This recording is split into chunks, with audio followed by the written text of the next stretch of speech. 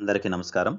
సర్వేపల్లి రాధాకృష్ణన్ విద్యార్థి మిత్ర కిట్ల జాబితాను జిల్లాల వారీగా, మండల వారీగా, పాఠశాలల వారీగా మరియు తరగతుల వారీగా ఎలా చూడాలో ఈ వీడియో ద్వారా తెలుసుకుందాం.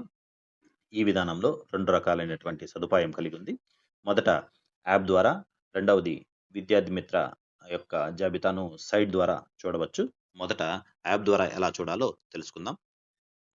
సర్వేపల్లి రాధాకృష్ణన్ విద్యార్థి మిత్ర యాప్ను లేదా లీప్ యాప్ను ఓపెన్ చేయవలసి ఉంటుంది.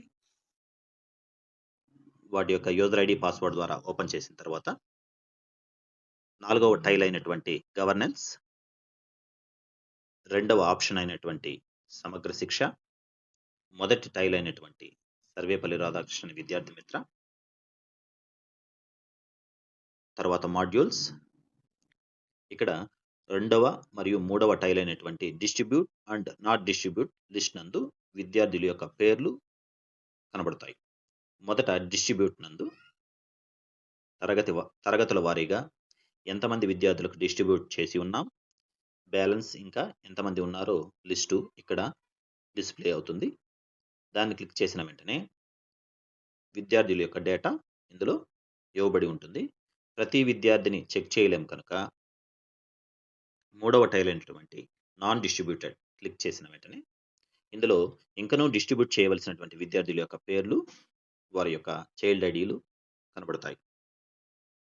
అలా కాకుండా సైట్ నందు వీళ్ళ యొక్క వివరాలను ఎలా చూడాలో ఇప్పుడు తెలుసుకుందాం.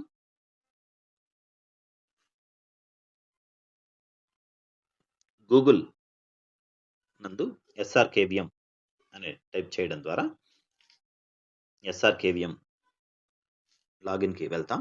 ఈ లాగిన్ schoolinfra.ap.gov.in అనబడేటటువంటి సైట్ నందు పొందుపరచబడి ఉన్నది.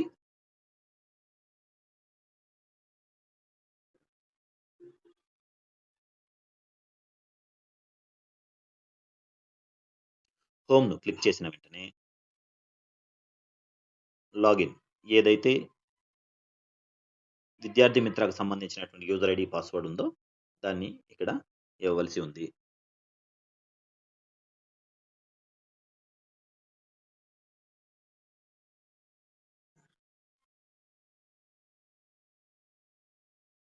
MIS రిపోర్ట్స్ను ఓపెన్ చేసిన వెంటనే ఇందులో reports R3 students kids distribution రిపోర్ట్ని క్లిక్ చేయవలసి ఉంది.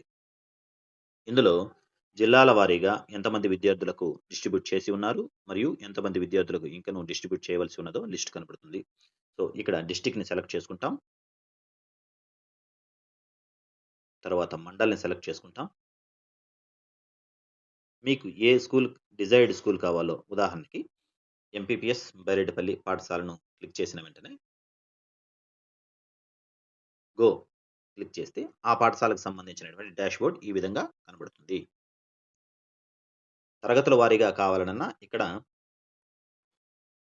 2వ తరగతిలో నుండి ఈ విద్యార్థుల యొక్క లిస్ట్ కావాలని అంటే గో క్లిక్ చేసిన వెంటనే మొత్తం 2వ తరగతిలో ఉండేటటువంటి విద్యార్థుల యొక్క పేర్లు పూర్తిగా ఇందు కనబడతాయి. సో ఇక్కడ ఎస్ అని ఇవ్వబడినటువంటి విద్యార్థికి RVM కిట్టు, SRKVM కిట్టు ఇచ్చినట్లు, నో అనబడేటటువంటి విద్యార్థికి ఇంకనూ ఇవ్వనట్లు తెలియజేయడం జరుగుతుంది. Thank you.